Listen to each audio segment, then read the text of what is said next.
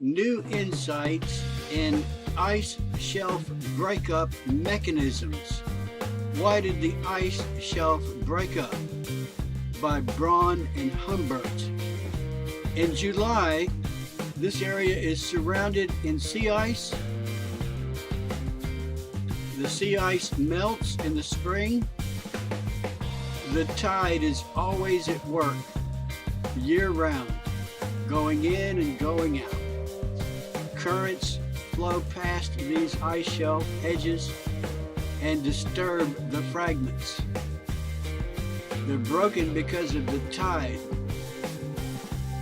This article describes the mechanical stress, buoyancy forces that cause the breakup.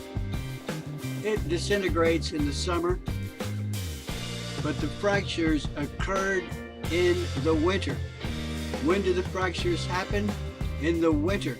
July is the winter in the South Pole. July is winter. In the dead of winter, this ice shelf fractured. In the dead of winter, it's floating, and the tide rises and declines, rises and decreases, in and out. The ice fractured in the winter.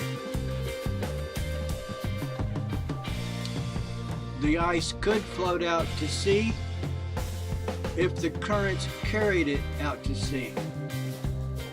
But in the case of Wilkins, the icebergs, which are really fragments of an ice shelf, remain in place, unchanged, for 15 years.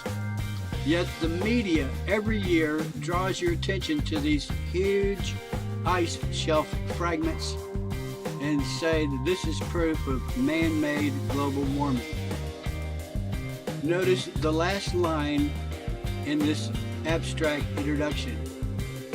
The disintegration of various ice shelves in the Arctic Peninsula has demonstrated their vulnerability to impacts on tributary glaciers. The satellite image of Wilkins Ice Shelf from July, winter of 2007 reveals formation of a large new double fracture and smaller fractures. We show that bending stresses induced by buoyancy forces were responsible for fracture formation. Yet the global warming liars tell every year about these floating fragments and say this is proof of man-made global warming. These cracks happened in the dead of winter when the temperature was way below freezing.